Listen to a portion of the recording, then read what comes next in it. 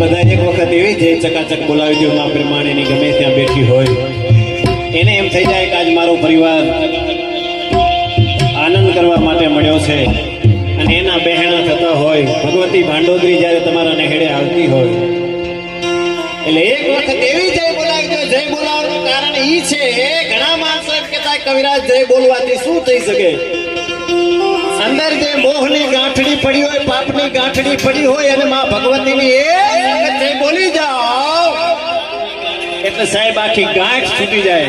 આવો જય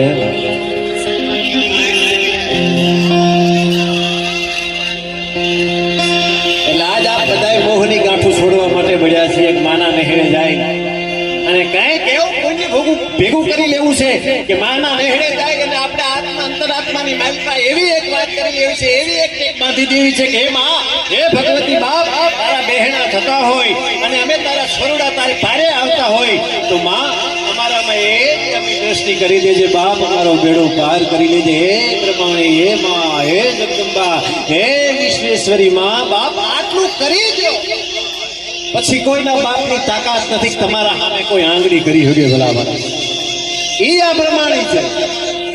જ્યાં જ્યાં બધા આવે ત્યાં જ્યાં કાંક મોજ આવે થોડોક આટલો પડકાર. અમે કલાકાર છીએ ને એચપી હોય ભરત પદુડા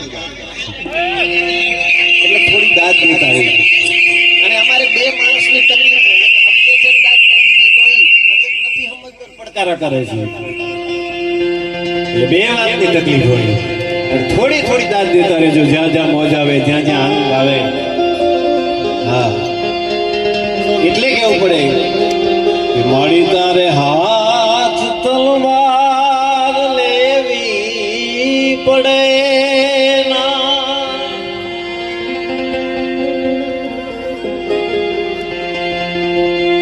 જોઈ લેજો માં કેવી છે. મળી તારે હાથ તલવાર લેવી પડે નહીં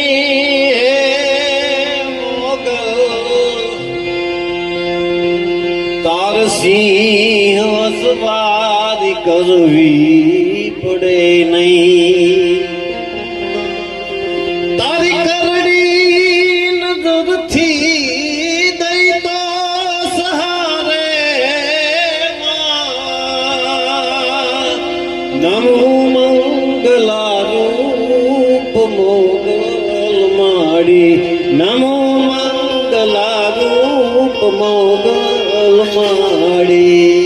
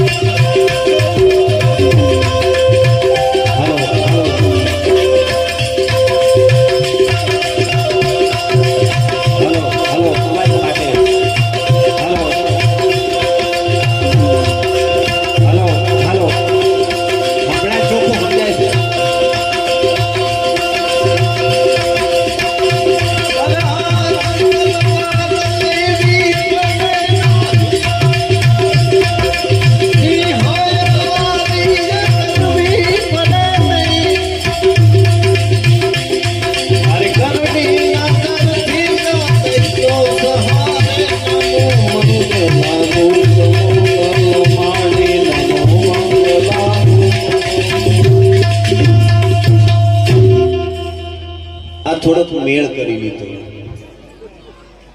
આમ તો ઘરે મેળ હોય ને તો શાંતિ હોય, અને મેળ ન હોય ને તો બારે ન હોય. આ લખી લેવું જોઈએ, કારણ કે માનું આંગણું મળ્યું છે. હવે તમને ચોખવટ કરી દઉં કે મને જે કઈ સાહિત્ય આવડે છે એની જ આપણે વાતો કરશું.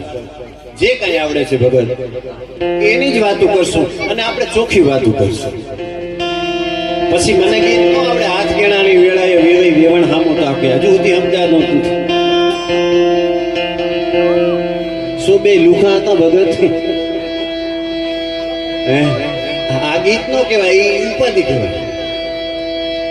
બાયો ગીત ગાતી ઘણી વખત આપણે બેઠા હોય ને કાળી કાળી વાદળીમાં વિમાન ચાલે, કાળી વાદળી વિમાન દેખાય. હાવ ગપ્પા હું મારો છું, મારા બાપ કઈક દેખાય ઓલો દેખાય. હે કઈક હવે ઘડીક વાર તમે શાંતિ રાખજો. મારે છે ને ખોપડીમાંથી બોલવાનું હોય છે, ચોપડીમાંથી નથી બોલવાનું હોતું. અને એક તો ગઢવી પછી એની ખોપડી. આપણે આજે આનંદ કરી લેવો છે, એટલો આનંદ કરી લેવો છે કે માં ભગવતી પ્રમાણીને એમ થાય કે આજ મારા નેહડે છોરુડા બેઠા છે ભલા માણસ. એટલો આનંદ કરવો છે. હા, અને જ્યાં જ્યાં મજા આવે ને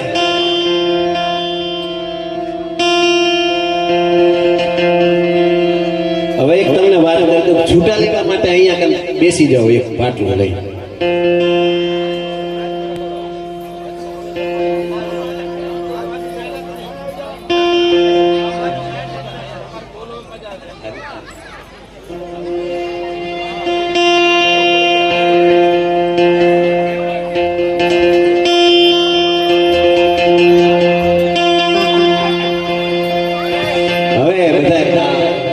તમે બેસી જાઓ છોકરાઓ, શાંતિ રાખો. આમ તો તમે જે મોટા માણસો થોડા બધા આગળ આવતા રહો એટલે છોકરા દેખાય નહીં. અને કાંઈક સમજાવવું જોઈએ, કાંઈક થોડી દાદ દેતા રહેજો. થોડી આપણે ઘરનો ડાયરો છે, આનંદ કરવાનો છે. આમ અમે કોઈ કલાકાર નથી, બધા ગામના છીએ, અને તમે ગામના છો, અમને ઓળખો છો. પણ તકલીફ એક ઈ છે કે ઓળખ્યા પછી ખબર ન પડી કે આ કેવો. હા, હમણાં બેઠો મને કે ભાઈ એમ પૂછો, મને કે ફલાણા ભાઈ ખરાબ છે. મેં કીધું જન્મથી હતા પણ ખબર હવે પડી. અમુક હોય પણ ખબર મોડી મોડી પડે. મારા બાપ પડે ને, મોડી મોડી ખબર પડે. હા, આમાં અમે બોલતા હોય એટલે એમાંથી બે પાંચ માણસને સમજાતું હોય, બે પાંચ માણસને ન સમજાતું હોય, પણ અમે સમજાવવા માટે બધો પ્રયત્ન કરીએ. અને ચારડોએ લોક ઢાલની લોકોને સમજાય એના માટે વાતો કરી છે. ભલામણા અહીંયાથી તમે નીકળો એટલે ચોપાઈ નીકળે કે ચોપાઈ તમે હાથની માઇલ પર લઈ લો એટલે સાહેબ તમારું જીવન સુધરી જાય. એક જ ચોપાઈ લઈ લો એટલે તમારું જીવન સુધરી જાય. એક ભજનમાંથી એક શબ્દ લઈ લો એટલે તમે એમાં તરી જાઓ. ઘણા માણસો વિચાર કરે કવિરાજ આવું બને. ઘણા માણસો ગીત ગાતા હોય પ્રેમ કરીને કેમ ભૂલાય. ભલા માણસ પ્રેમ કર્યો ખુદાજી મેવાડની મહારાણી મીરાબાઈ પ્રેમ કર્યો ને લખ્યું ચૂડલા માથે કે હે કનૈયા પીયું પીયું મેં કરા. અરે પીયું જીવ જડી, પીયું લખ્યો ચૂડલે પછી મેં તો વાંચા ઘડી ઘડી. હે તારા નામનો ચૂડલો પહેર્યો હોય ને પછી મને બીજો મોહ ન હોય. ભલામણા આનું નામ પ્રેમ કહી શકાય. આજે પ્રેમ કરે ને હવારમાં ડેમમાં પડે એને પ્રેમ ન કહેવાય, એને પ્રેમ નો કહેવાય. ભલા માણસ પ્રેમ તો ભજનની માલિપા ઉતરી જાઓ, રામાયણની માલિપા ઉતરી જાઓ.